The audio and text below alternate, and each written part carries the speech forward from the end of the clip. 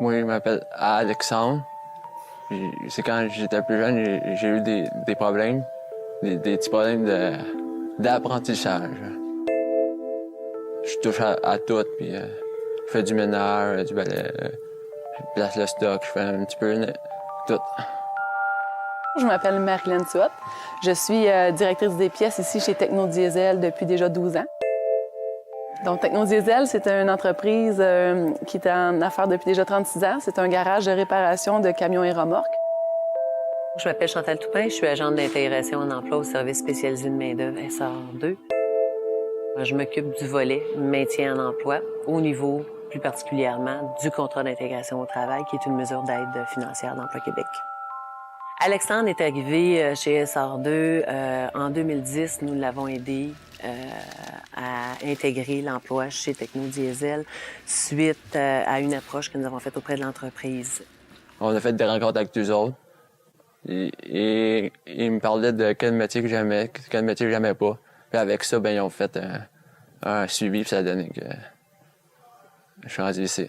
On a embauché quelqu'un avec un handicap, je dirais pour 2 raisons. La première raison, c'est l'implication sociale. Je pense que c'est important pour une entreprise d'avoir à donner un support à des gens qui peuvent travailler, mais qui ont peut-être pas toutes les mêmes qualités d'un employé à temps plein ici.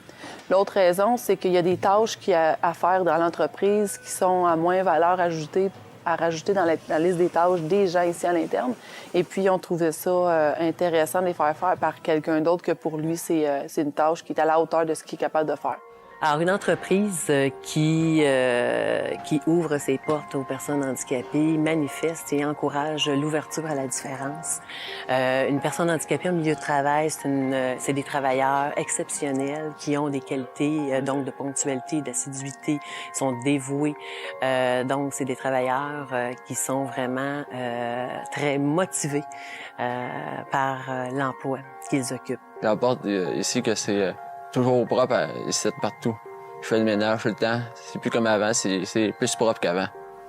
Donc, les inquiétudes qu'on avait au départ pour l'embauche à Alexandre, c'était directement relié avec l'équipe de travail. On avait des expériences dans le passé et puis on voulait pas que...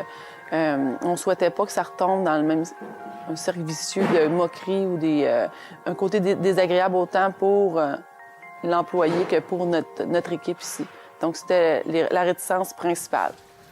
Alors souvent, il y a des milieux de travail qui disent, bon, regarde, nous, on n'a pas nécessairement la place pour intégrer, c'est pas nécessairement, le milieu n'est pas nécessairement adapté pour recevoir une personne handicapée.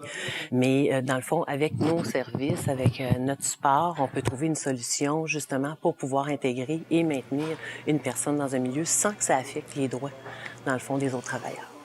Ça serait vraiment un monde merveilleux si tout le monde pouvait comprendre que chacun a ses forces, a ses faiblesses, que tu sois handicapé ou pas, puis que chacun a sa place finalement au milieu de travail.